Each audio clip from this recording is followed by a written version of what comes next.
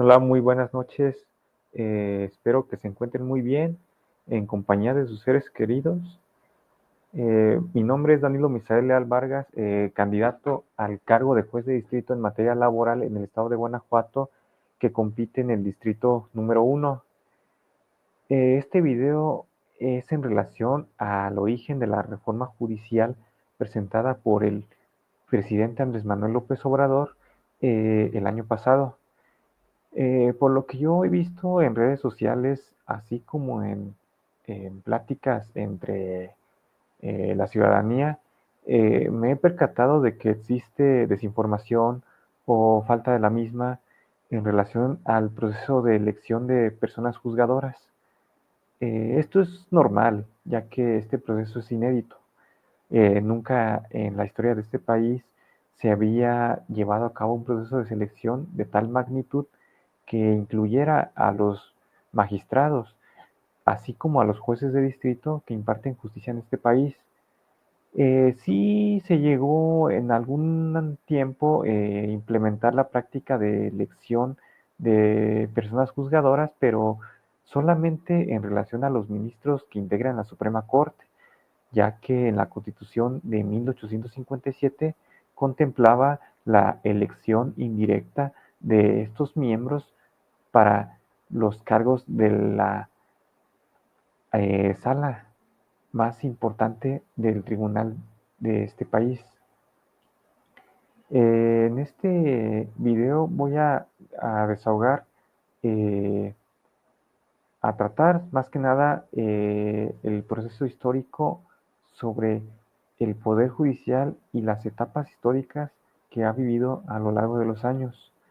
Eh, Hice una presentación abarcando la información relacionada con el proceso histórico. Entonces, voy a tratar el tema de la reforma judicial presentada el año pasado, pero desde un punto de vista en el ámbito histórico. Como ustedes recordarán que el año pasado el presidente Andrés Manuel López Obrador, el 5 de febrero, presentó una serie de iniciativas constitucionales que modificaban diversos artículos de la Constitución Política de los Estados Unidos Mexicanos, el llamado Plan C. Eh, y, y una de las reformas más trascendentales o más importantes de ese paquete es la relacionada al Poder Judicial, que contempla la elección de ministros, magistrados y jueces. Eh, Durante el periodo histórico se han llevado a cabo diversas etapas por las cuales el Poder Judicial ha desarrollado un papel importante en cada etapa histórica. Existe la época prehispánica, la colonial, la independencia, la reforma y la constitución del 57, el porfiriato, el siglo XX, así como actualmente el siglo XXI en la década de los años 20, que es cuando se presentó la reforma impulsada por el presidente López Obrador. En la época prehispánica hay indicios o antecedentes de que en algunos pueblos se desarrollaba la elección de personas juzgadoras eh, por parte de las comunidades prehispánicas. Así lo señaló el historiador Francisco Javier Clavijero eh, en sus obras. Manifiesta que en cada barrio de la ciudad funcionaba un juez comisionado que tenía el nombre de Teucli, y este juez, eh, la elección la llevaban a cabo los vecinos que radicaban en las ciudades aledañas. Aquí podemos observar que ya se han dado antecedentes en relación a la elección de personas juzgadoras, solamente que eran para jueces inferiores, no para jueces que integraban los altos cargos que desempeñaban en aquellas civilizaciones, pero era un antecedente muy importante que no hay que olvidar. Por eso es importante conocer la historia prehispánica de nuestro país, porque hay figuras que ya existían desde muchos años antes, pero no las habíamos tomado en cuenta. Luego, en la época colonial, como ustedes sabrán, con Hernán Cortés, con motivo de la conquista de México, se implementó el modelo español, eh, funcionando en tribunales como la Real Audiencia, que esta Real Audiencia ejercía funciones administrativas y judiciales. Desgraciadamente, en el virreinato la justicia estaba centralizada y supeditada al poder virreinal. Y durante esta etapa, en el derecho mexicano existía mucha influencia del derecho español. No hay que olvidar que todavía actualmente el sistema judicial conserva rasgos comunes del sistema virreinal. Por ejemplo, en los autos y en las sentencias se usan frases sacramentales. Por ejemplo, el bajo protesta de decir verdad, acuérdase lo que legalmente corresponde. No al lugar de conformidad conforme lo solicitado. Estas frases sacramentales que se usan en los acuerdos y en las sentencias datan del origen de la época colonial que se usaban en aquel tiempo. Son frases que se utilizaban o que tienen antecedente durante esta época y son orígenes de esas frases sacramentales que actualmente imperan en nuestro sistema judicial. Luego, ya en la lucha de independencia de 1810, Miguel Hidalgo, Morelos, y entre otros personajes históricos, hasta llegar a la consumación que fue en 1821, eh, llegando el primer presidente Guadalupe Victoria, se establecieron las bases del Poder Judicial en el Estado mexicano, que este fue el antecedente directo de una organización del Poder Judicial en el país. Y la Constitución de 1824 creó la Corte Suprema de Justicia como un órgano federal, aunque estaba limitado en competencias frente al Poder Ejecutivo, ya que se encontraba limitado en resolver ciertas controversias y tenía una autonomía muy limitada. No podía como que resolver o conocer asuntos relacionados en donde estaba involucrado el Poder Ejecutivo. Y el Supremo Tribunal de Justicia de la América Mexicana en Lario, Michoacán, fue un hito fundacional en la historia del Poder Judicial. Este tribunal fue muy importante porque fue el primer tribunal que data el origen del Poder Judicial que es actualmente, que es lo que es hoy en día. ¿Sí? Esto fue el paso por la independencia.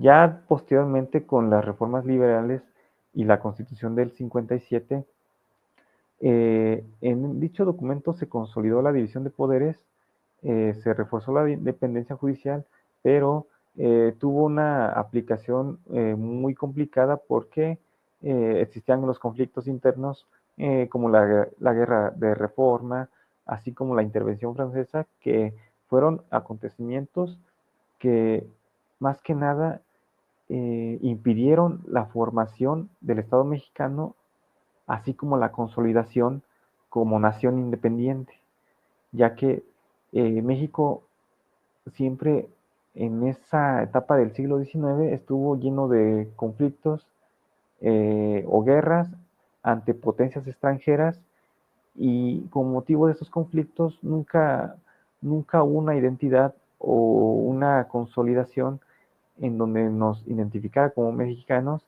y hubo divisiones entre los liberales y los conservadores, que cada grupo quería imponer su visión de nación.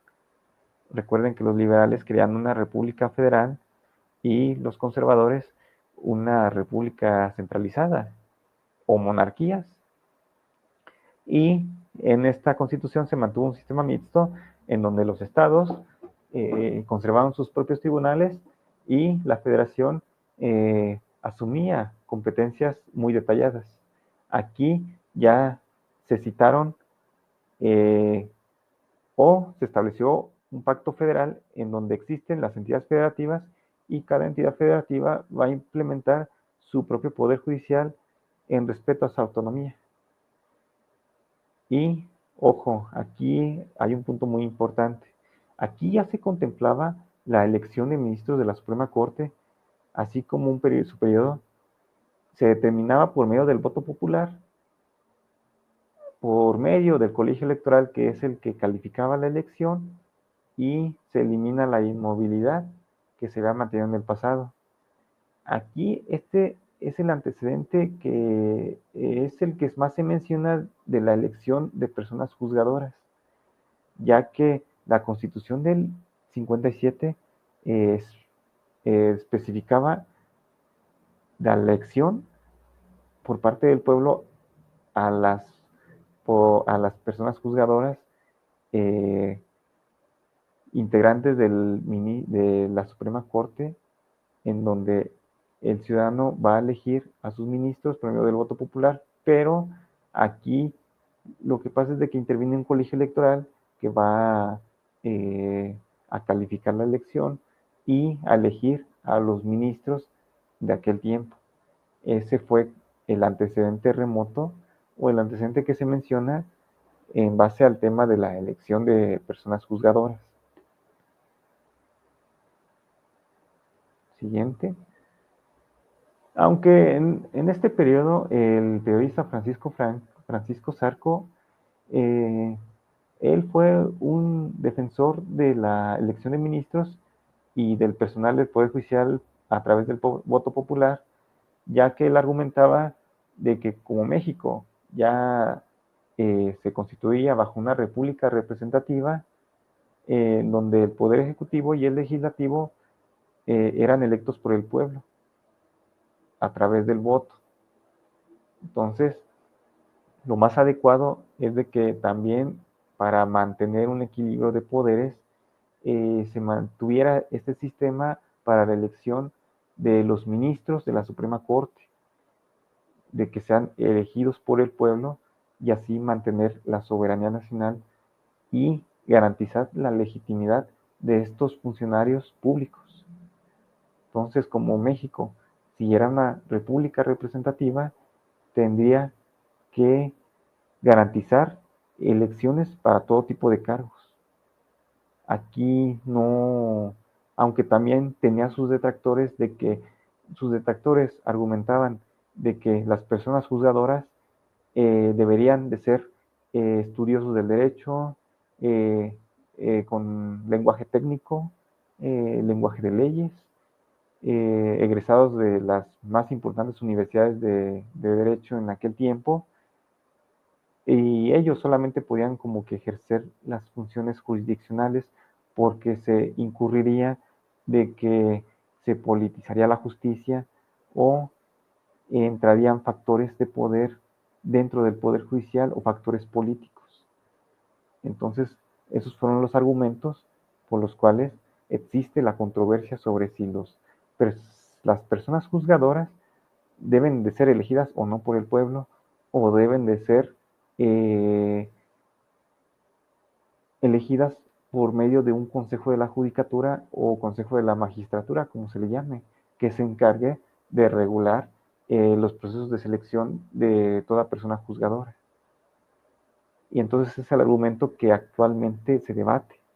Hemos visto que el gremio está dividido de que hay un sector que dice que está a favor de la reforma, de que el Poder Judicial debe de rendir cuentas y ser transparente, y otro sector que señala que el Poder Judicial debe de ser un órgano técnico, solamente en donde gente con experiencia y con capacidad de interpretar la ley a través de sus conocimientos pueda aspirar a ejercer esos cargos, porque esa es la controversia que existe actualmente entre el gremio de la abogacía. Y son respetables los puntos de vista. Sí, cada abogado tendrá su visión sobre lo que es la justicia, el derecho y la elección de jueces. Y ya cada quien pues expondrá sus argumentos relacionados con la elección judicial que nos rige hoy en día.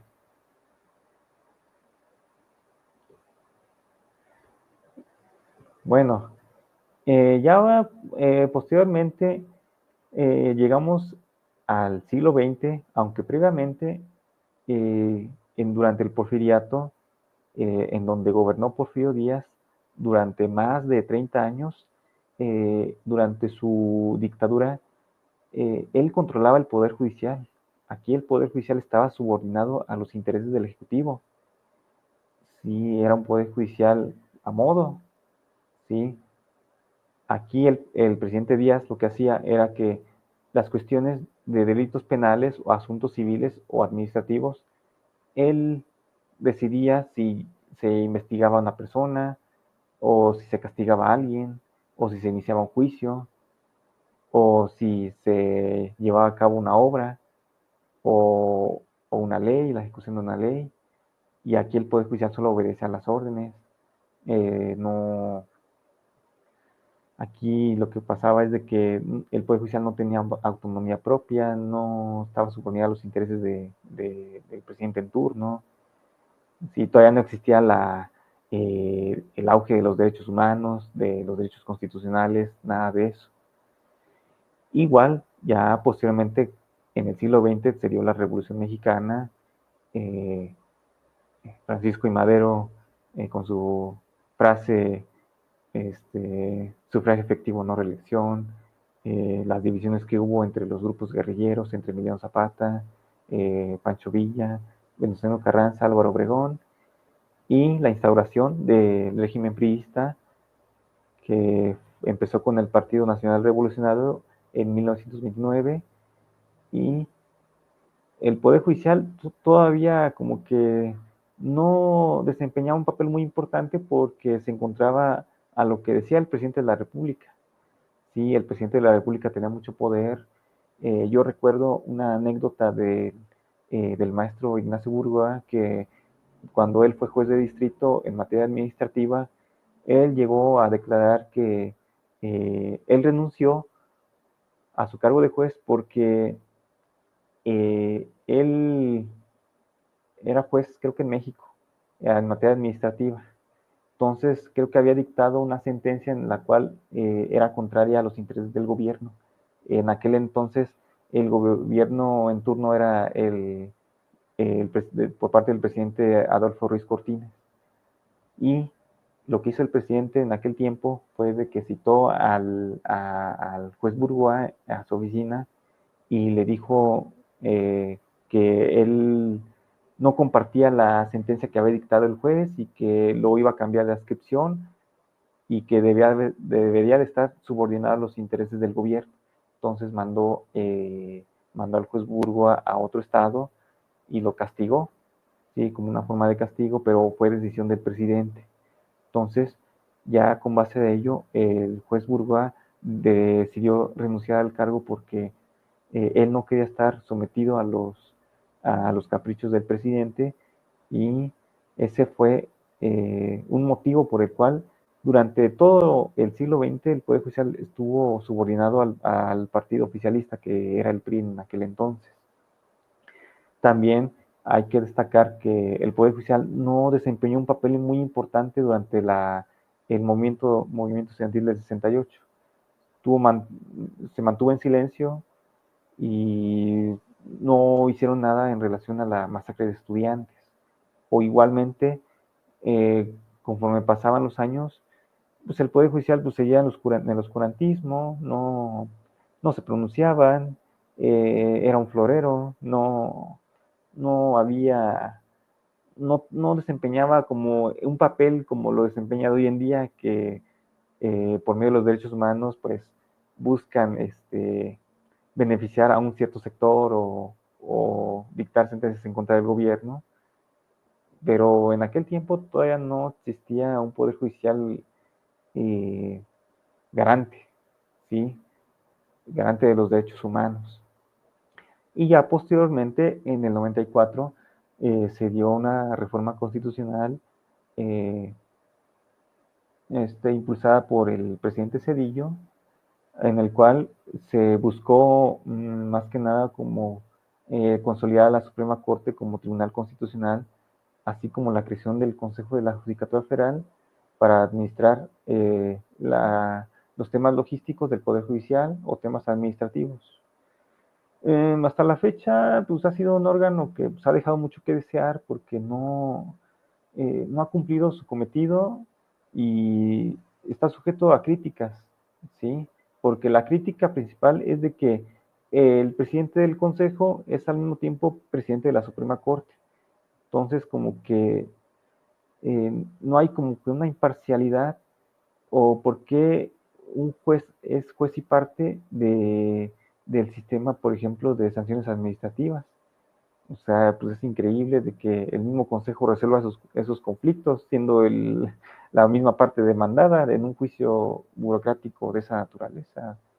Por eso, eh, esa reforma, pues sí, ha tenido sus errores y desgraciadamente eh, no se ha analizado o se ha hecho una autocrítica sobre cómo implementar o cambiar la forma de administrar la justicia o hacer autocrítica sobre cómo hacer una evaluación de cómo funciona actualmente el Poder Judicial o los resultados esperados de esa reforma del 94, que es lo que realmente hizo falta en, en el tema del sistema judicial, que desgraciadamente es la autocrítica la que hace falta en dicha institución y es muy importante señalar los áreas de oportunidad que hacen falta para el crecimiento de un sistema democrático.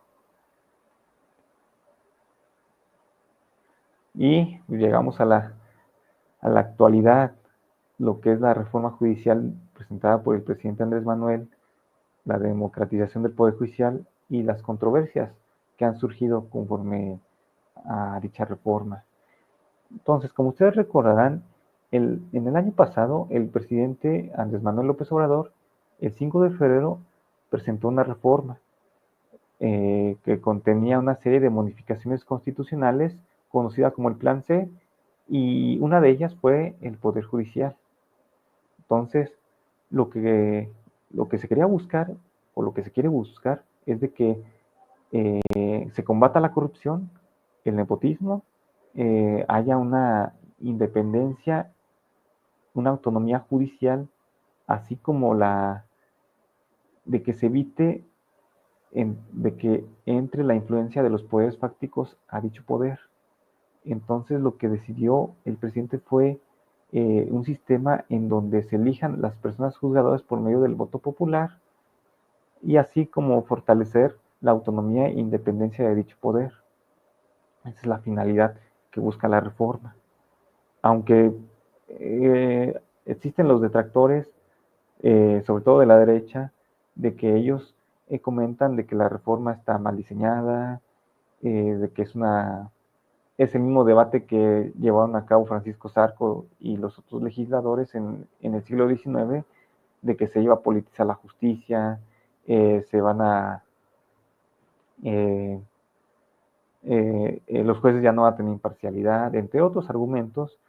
Y bueno, ya tenemos que realizar un análisis riguroso ya conforme se vaya implementando la reforma, los resultados que se vayan dando. Es muy importante analizar también el papel que va a desempeñar el órgano de administración judicial y el tribunal de disciplina. Sí, ya sabemos que cada institución desempeñará un papel muy importante. Por ejemplo, el órgano de administración judicial se va a encargar de las cuestiones logísticas, administrativas, así como el funcionamiento de la carrera judicial, y el tribunal de disciplina que se encargará de sancionar las, la indebida conducta de los jueces, así como el, de que se mantenga la disciplina y la conducta intachable de los jueces para garantizar el cumplimiento de las disposiciones que dicte dicho tribunal y así el Poder Judicial pues, se fortalezca su autonomía. Sí, es lo que se busca.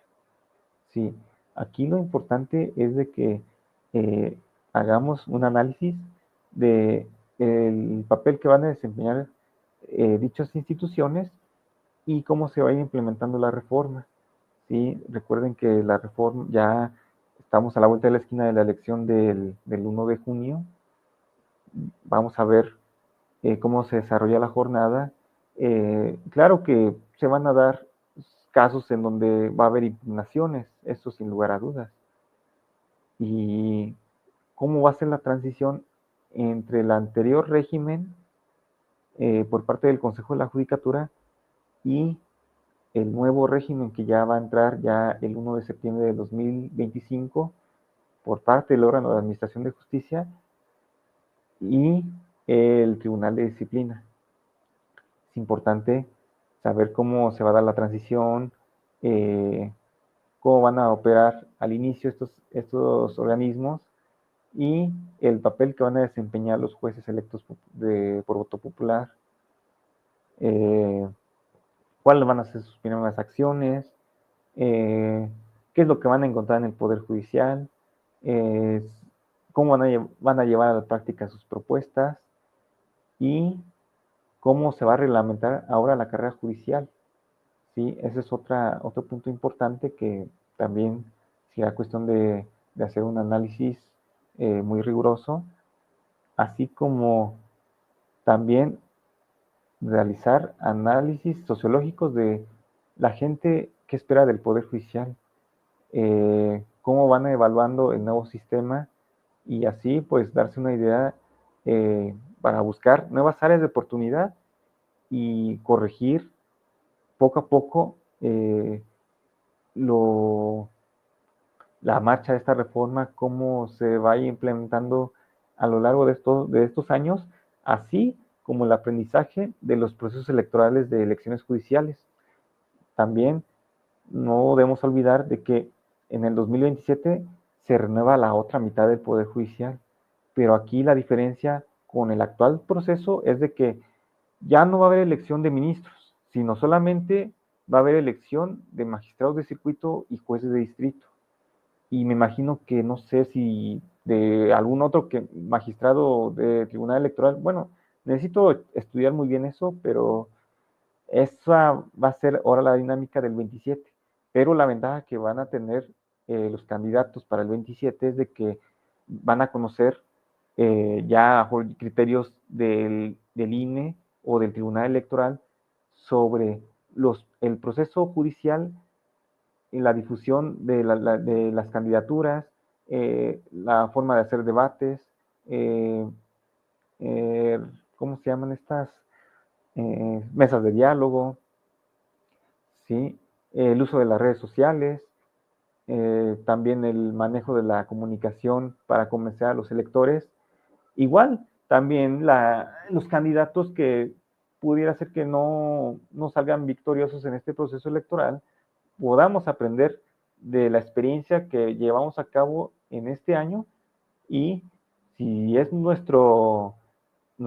entra dentro de nuestro proyecto de vida o nuestra edición, volvernos a postular para la próxima elección o una subsecuente elección ya en el 2033 o en otro año, este primer proceso de elección nos servirá a todos como experiencia, porque así ya vamos a ir conociendo cómo son las dinámicas, cómo se desarrollan las entrevistas, a lo mejor los errores que hemos cometido durante el desarrollo de los foros de debate o mesas de diálogo, porque también, o lo que decimos o lo que no podemos decir, o sea, de esto se trata, porque son procesos que de ahí debemos de aprender todos y todas, ¿sí?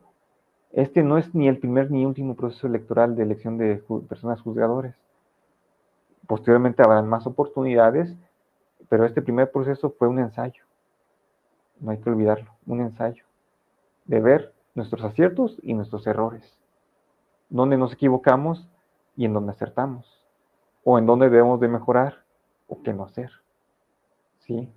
Es muy importante también, pues, analizar, ya cuando termine la campaña y la elección, pues, analizar qué hicimos bien y qué hicimos mal, o qué no deberíamos de haber hecho, o qué sí deberíamos de haber hecho.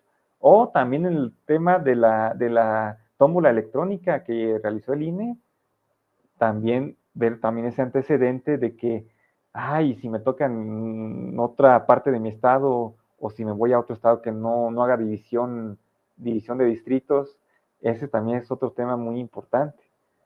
Muchas experiencias que hay que aprender en estos procesos, de eso se trata. Y ya de ahí, pues si nos queremos volver a postular, y obvio, también pueden cambiar otra cosa. Los comités de evaluación, también no hay que pasar del dedo de renglón de que los comités de evaluación del Poder Ejecutivo y Legislativo realizaron evaluaciones, ya sea entrevistas, exámenes escritos, evaluaciones, pues, sí, o sea, pues como todas, ¿no? Un examen, una entrevista.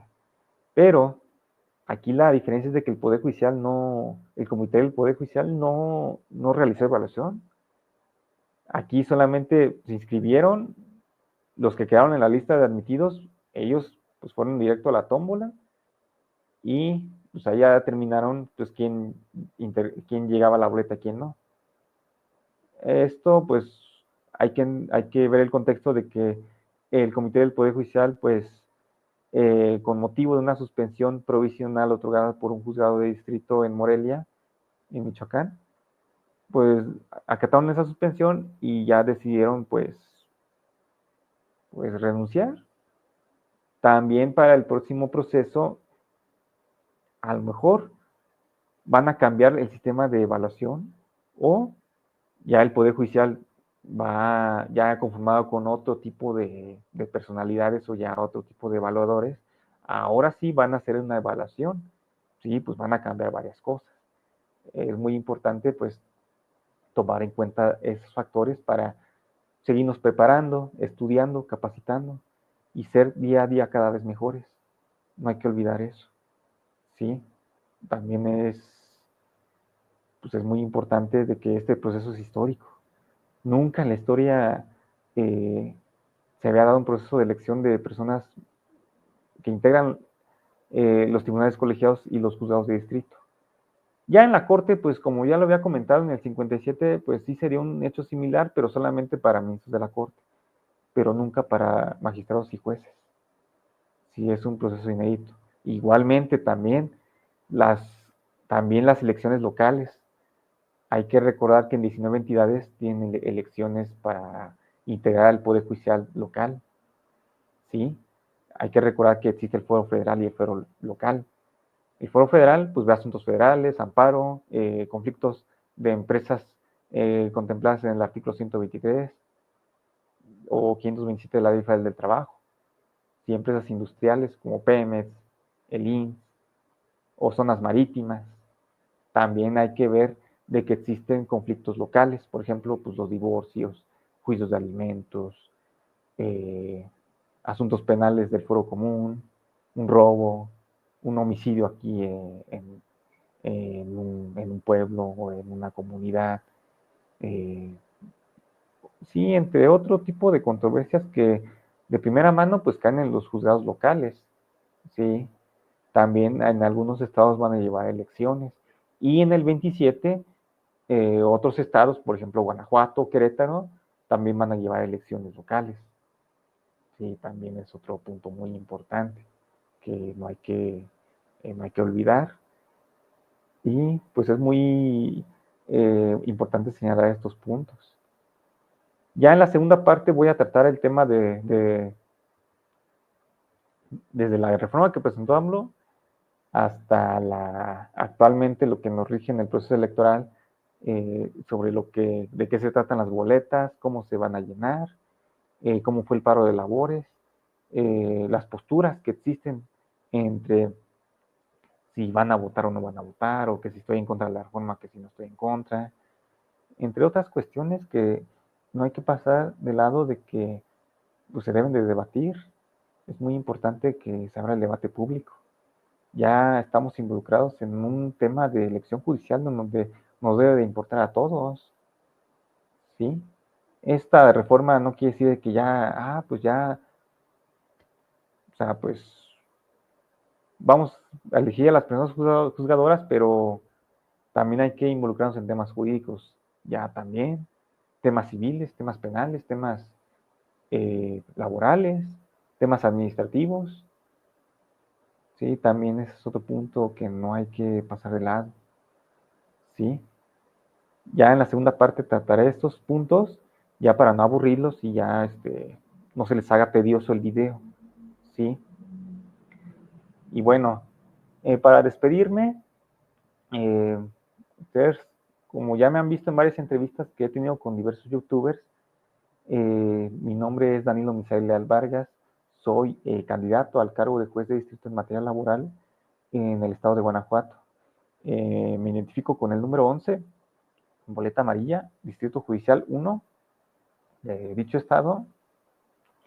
Dicho distrito comprende los municipios de Guanajuato Capital, León, Jichú, San Luis de la Paz, San Felipe, Purísima del Rincón, San Francisco del Rincón, Ocampo, Atarjea, Doctor Mora, Victoria, lo que comprende la zona norte del estado, más que nada, ¿sí? No olviden votar el 1 de junio y, y, y ya posteriormente subiré otro video o transmitiré en vivo sobre estos temas para darlos a conocer de lo que se trata, así como también llevar a cabo temáticas relacionadas con cómo se va implementando la reforma, los cambios que se van dando, también temas de derecho laboral, derecho constitucional. Eh, Tenemos que fomentar una cultura jurídica y de pensamiento crítico sobre la situación actual del país.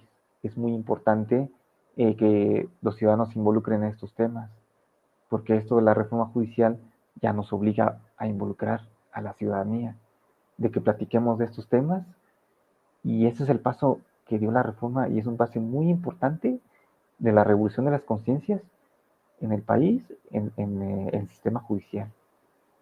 Sí, si vienen grandes cambios, faltan otras reformas que se van a discutir, por ejemplo, la reforma de las fiscalías y de las defensorías.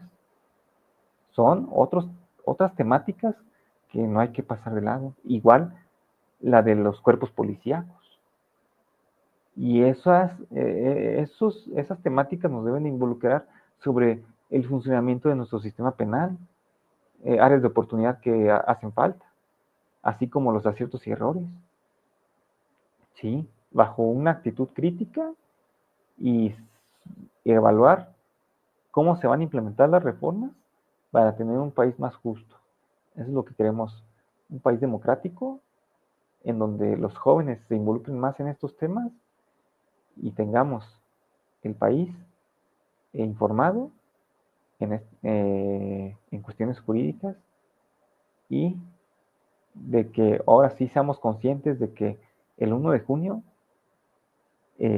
vamos a elegir a las personas que resuelvan controversias civiles, controversias familiares, controversias penales, laborales. Y entonces tenemos que tener esa formación de saber cómo los perfiles quienes van a resolver los asuntos en un futuro.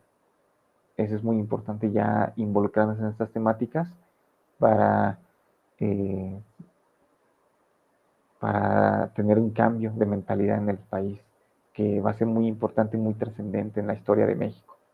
Bueno, entonces nos vemos en la próxima video y hablaré de la segunda parte. Entonces, que tengan una excelente noche y descansen. Nos vemos en la próxima y traeré otro contenido relacionado con el origen de la reforma. Muchas gracias.